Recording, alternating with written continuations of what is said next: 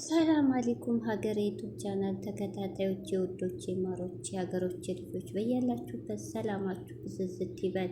ዛሬ እንግዲህ ትናንት ጨረቃዬ አይታችኋል። ብሩክ ጀዋል ዘጋብኝ በአለመግባባት ተፈጥሮ ነበረ እና ሚኪ በሚባለው ላይ ጠርጥሮኛል ብላ ነበረ ርዕሱ እንትን ያለችው።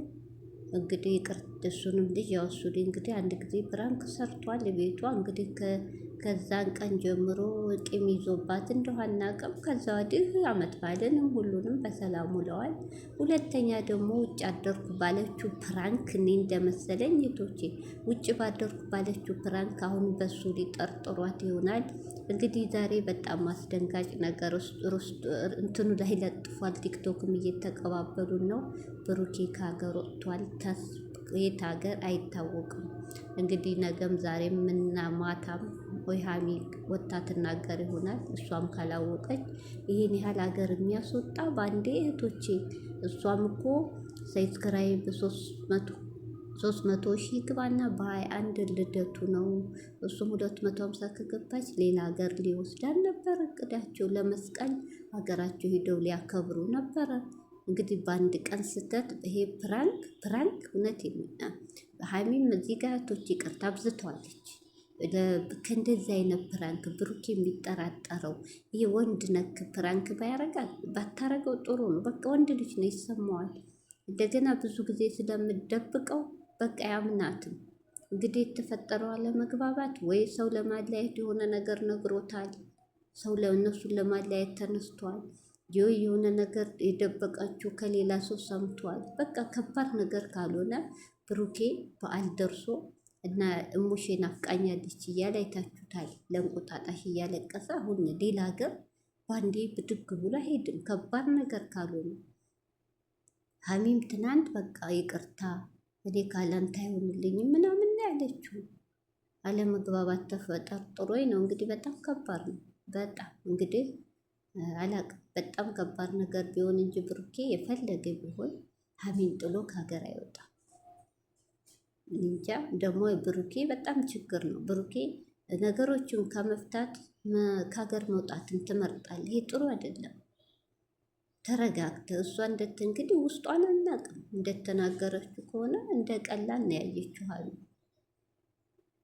ላይ በጣም ያሳዝናል። የሰው አፍ የበዛበት ነገር አይጠውልም። ምቀኛ በዝቶባቸው ነበር። እንግዲህ 2018 ለሀሚና ብሩኬ አልሆንም። ያ እንግዲህ ምንም ማድረግ አይቻልም። እንኳን እነሱ ምንም ፍቅረኛ ምንም ያልሆኑ ቀርቶ በአሁኑ ሰዓት አግብቶም ወልዶም እየተፋታ ነው ሄደው ምንም አይደለም። እንግዲህ ራሱ የሆነ እህቶቼ እስካሁን እሷ የለቀቀችው ነገር የለም።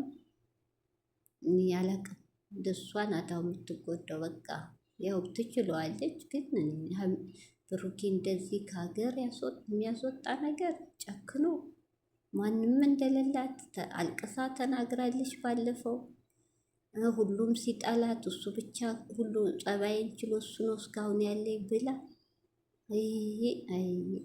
ብዙም እኮ ሰው እኔ እውነት እኔ መጥፎ አልናገርም።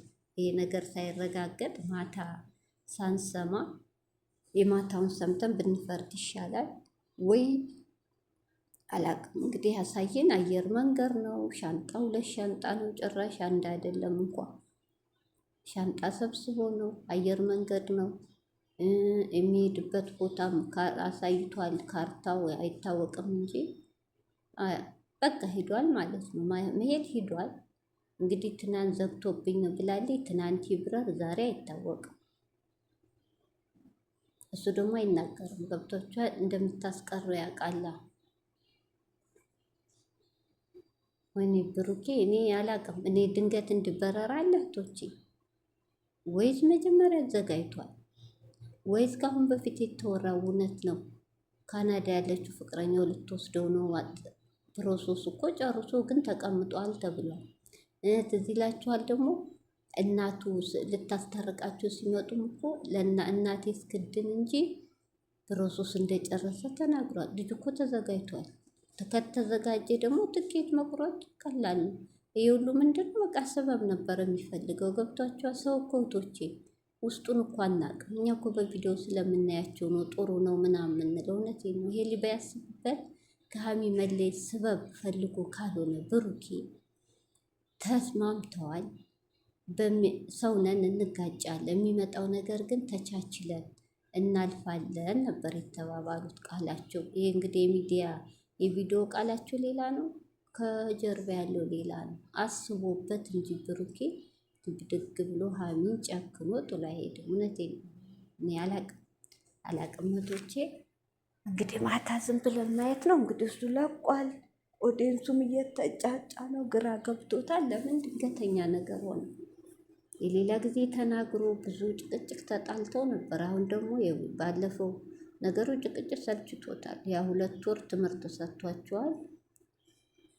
ጭቅጭቅ አልፈልግም ብሎ እንግዲህ ብድግ ብሎ ጥሏት ሂዶ ነው እንግዲህ ቡርዬ ጨክነ ከሄድክ እኛ ምንም የምንለው ነገር የለም። ምንም አስተያየት መናገርም ማነው ጥፋተኛው ማለት አንችልም። እናንተ ራሳችሁ ታውቃላችሁ። አንተ ትሁን ሀሚ የምናውቀው ታሪክ የለንም። እንግዲህ ከሄድክም ይቅና ወንድሜ። እሷም እንግዲህ ብርታቱን ይስጣት። ወዶ መለያየት በጣም ከባድ ነው ለሴት ልጅ።